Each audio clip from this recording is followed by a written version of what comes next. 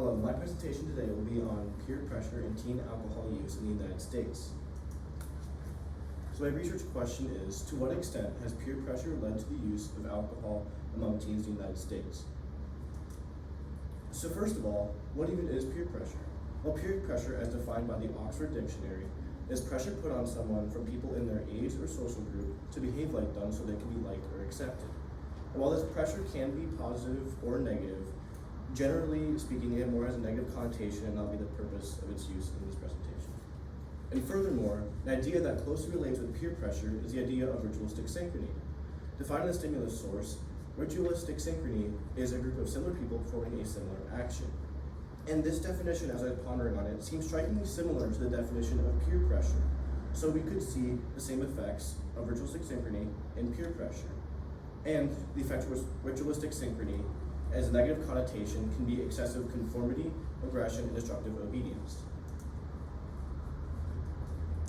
The graph above shows student alcohol use per year dating back from 2015. And in 2015, 50% of 10th grade students had used alcohol in the previous year, and 70% of 12th graders had used alcohol in the previous year. And these numbers are staggering, especially when considering that alcohol is illegal for anyone under 21 in the US to consume.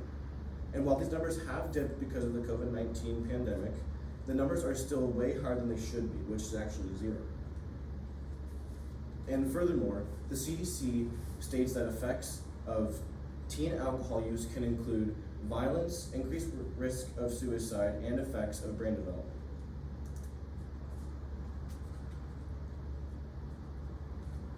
According to Matt Gonzalez, a writer for DrugRehab.com, which helps people overcome addictions, teens constantly worry about what others think of them, which can lead to them using alcohol at social functions because of being indirectly or directly pressured into using alcohol, since they want to fit in or avoid awkwardness with others.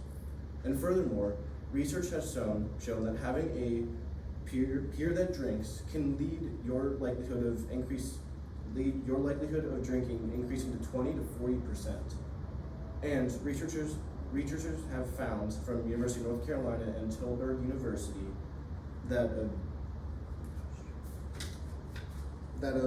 adolescents' behaviors are linked strongly to social rewards such as popularity or recognition. And unfortunately for teens, alcohol can tend to fall into this norm.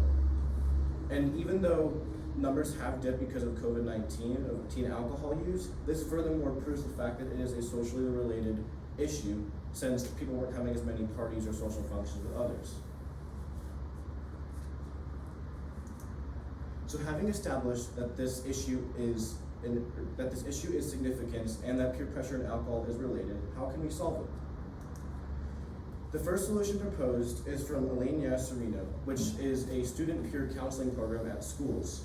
And this would entail students who would be trained by professional counselors so that they can give advice to other peers in their class who are struggling with alcohol use.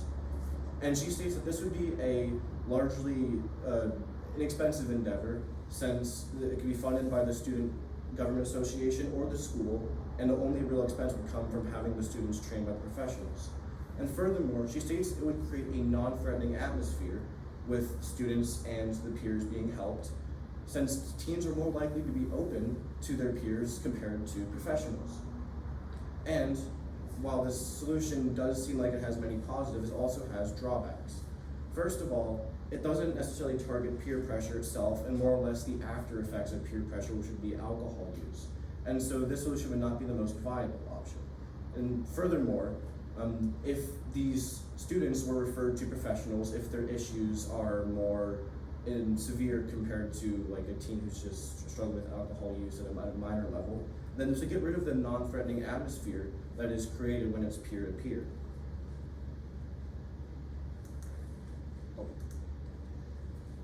The second solution would be raising the drinking age.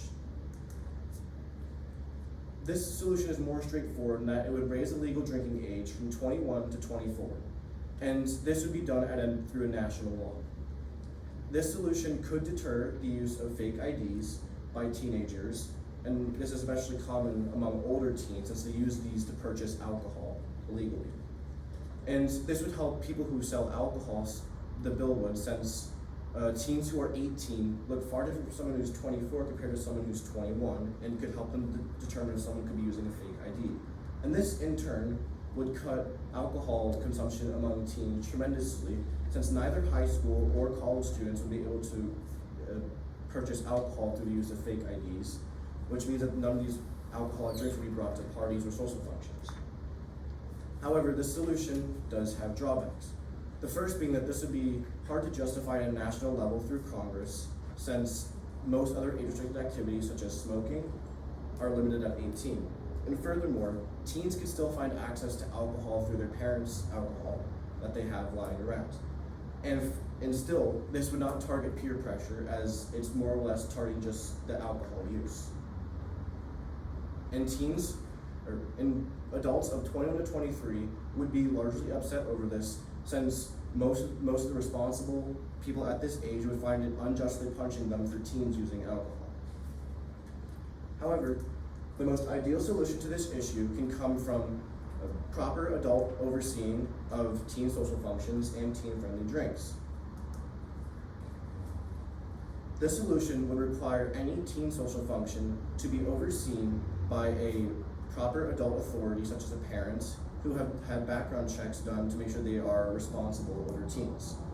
And this would also encourage companies to sell teen-friendly cocktails that don't have any alcohol in it, so teens can still feel like they're drinking alcohol, but without being illegal in any way. And this could be passed at a state level to avoid complications at a national level due to issues with Congress and how long bills can take to get passed. And this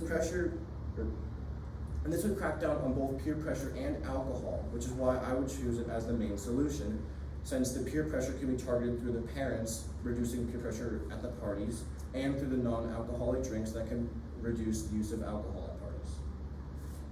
And furthermore, this solution, and teens who do not have proper adult present at a social function could see the organizer of said social function receive certain punishments from the government, such as jail time or fines, community service, and mandatory alcohol educational services. And the background checks would ensure that the parents are responsible enough to maintain a party. However, this solution could be costly, as there would be increased price of needing background checks done and increased police force needed to monitor this law. And furthermore, teens who do not can usually consume alcohol would be upset that now their parties typically have to be organized with a parent involved in mind.